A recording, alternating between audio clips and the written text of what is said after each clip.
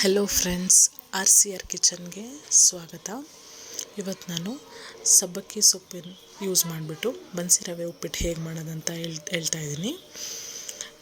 Ingredients ಬಂದುಬಿಟ್ಟು ಬನ್ಸಿ ರವೆ, ಸಾಸಿವೆ, ಕಡಲೆಬೇಳೆ, ಕರಿಬೇವು, ಈರುಳ್ಳಿ, ಮೆಣಸಿನ್ಕಾಯಿ, ಈರುಳ್ಳಿ, ಬೀನ್ಸು, ಉಪ್ಪು, ಸಬ್ಬಕ್ಕಿ, ಜೀರಿಗೆ, ಆಯಿಲ್ ಮತ್ತು ಬಿಸಿ ನೀರು, ಸಾಂಬಾರು ಸೊಪ್ಪು, ಅರಿಶಿಣ. ಫಸ್ಟು ಬನ್ಸಿ ರವೆನ ಮೀಡಿಯಮ್ ಅಥವಾ ಲೋ ಫ್ಲೇಮಲ್ಲಿ ಚೆನ್ನಾಗಿ ಫ್ರೈ ಮಾಡ್ಕೋಬೇಕು. ಅದು ಕೆಂಪು ಕಲರಾಗಿ ಬರಬೇಕು. ಈ ಕಲರ್ ಬಂದಮೇಲೆ ಅಲ್ಲಿ ಈ ಕಲರ್ ಬರೋವರೆಗೂ ಚೆನ್ನಾಗಿ ಹುರ್ಕೊಂಡು, ಆಮೇಲೆ ಒಂದು ಪ್ಯಾನ್ಗೆ ಆಯಿಲ್ನ ಬಿಸಿ ಮಾಡಿ ಲೋ ಫ್ಲೇಮಲ್ಲಿ ಬಿಸಿ ಮಾಡಿಕೊಂಡು ಸಾಸಿವೆ, ಕರಿಬೇವಿನ ಸೊಪ್ಪನ್ನ ಹಾಕಿ ಚೆನ್ನಾಗಿ ಫ್ರೈ ಮಾಡಬೇಕು. ಅದಾದಮೇಲೆ ಜೀರಿಗೆ ಹಾಕಬೇಕು. ಜೀರಿಗೆ ಯೂಸ್ ಮಾಡೋದ್ರಿಂದ ಡೈಜೆಷನ್ಗೆಲ್ಲ ಚೆನ್ನಾಗಿರುತ್ತೆ. ಸೊ ಜೀರಿಗೆನೂ ಚೆನ್ನಾಗಿ ಫ್ರೈ ಆದಮೇಲೆ ಕಡಲೆಬೇಳೆನೂ ಚೆನ್ನಾಗಿ ಫ್ರೈ ಆಗಿ ಕೆಂಪು ಕಲರ್ ಬರಬೇಕು. ಆದಷ್ಟು ಫ್ರೈ ಆದಮೇಲೆ ಆನಿಯನ್ನು ಮತ್ತು ಮೆಣಸಿನ್ಕಾಯಿ ಒಟ್ಟಿಗೆ ಬೇಕಾದರೂ ಹಾಕ್ಕೋಬೋದು, ಸಪ್ರೇಟ್ ಆದರೂ ಹಾಕ್ಬೋದು. ಚೆನ್ನಾಗಿ ಅದನ್ನು ಆನಿಯನ್ನು ಮತ್ತು ಮೆಣಸಿನ್ಕಾಯಿ ಚೆನ್ನಾಗಿ ಕೆಂಪು ಕಲರ್ ಬಂದು ಚೆನ್ನಾಗಿ ಫ್ರೈ ಆದಮೇಲೆ ನಾವು ಏನು ವೆಜಿಟೇಬಲ್ಸ್ ಬೇಕಾದರೂ ಯೂಸ್ ಮಾಡ್ಬೋದು. ಇಲ್ಲಿ ನಾನು ಬಟಾಣಿ ಮತ್ತು ಬೀನ್ಸ್ನ ಯೂಸ್ ಮಾಡ್ತಾಯಿದ್ದೀನಿ. ನಿಮಗೆ ಬೇಕಂತ ಅಂದರೆ ಕ್ಯಾರೆಟು, ಆಲೂಗೆಡ್ಡೆ, ಕ್ಯಾಪ್ಸಿಕಮ್ಮು ಯಾವುದು ಬೇಕಾದ್ರೂ ಯೂಸ್ ಮಾಡ್ಬೋದು.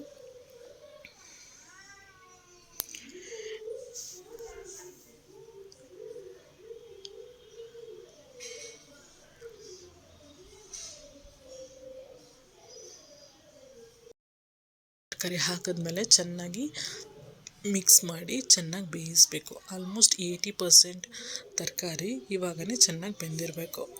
ಅದಾದಮೇಲೆ ನಾನು ಸಬ್ಬಕ್ಕಿ ಸೊಪ್ಪನ್ನ ಹಾಕಿ ಆಯಿಲ್ ಜೊತೆ ಬೆಂದಿರೋ ಸ್ವಲ್ಪ 80% ಬೆಂದಿದೆಯಲ್ಲ ತರಕಾರಿ, ಅದ್ರ ಜೊತೆ ಇದನ್ನು ಹಾಕಿ ಆಯಿಲಲ್ಲಿ ಚೆನ್ನಾಗಿ ಫ್ರೈ ಮಾಡಬೇಕು.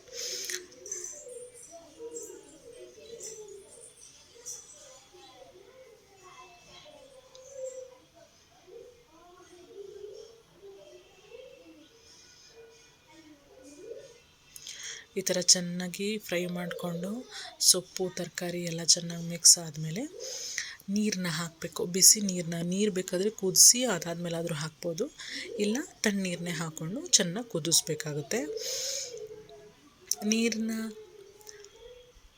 ಆಮೇಲೆ ರುಚಿಗೆ ತಕ್ಕಷ್ಟು ಉಪ್ಪು.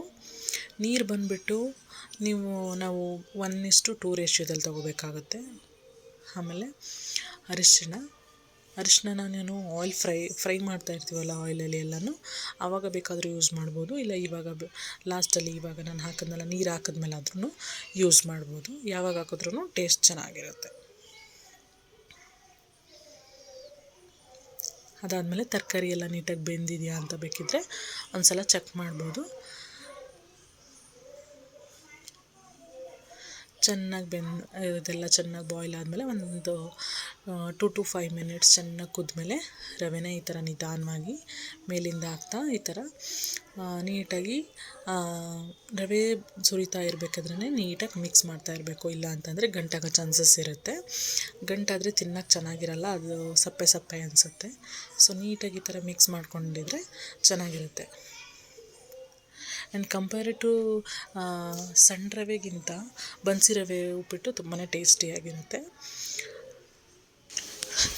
ನೆಕ್ಸ್ಟು ಈ ಥರ ಚೆನ್ನಾಗಿ ನೀರು ಚೆನ್ನಾಗಿ ಕುದ್ದು ರವೆನೂ ಎಲ್ಲ ಚೆನ್ನಾಗಿ ಕುದ್ದು ಲೋ ಫ್ಲೇಮಲ್ಲಿ ತಿರುಗ್ತಾ ಇರಬೇಕು. ಯಾಕಂತಂದರೆ ಕೆಳಗಡೆ ಒತ್ತೋ ಚಾನ್ಸಸ್ ಇರುತ್ತೆ.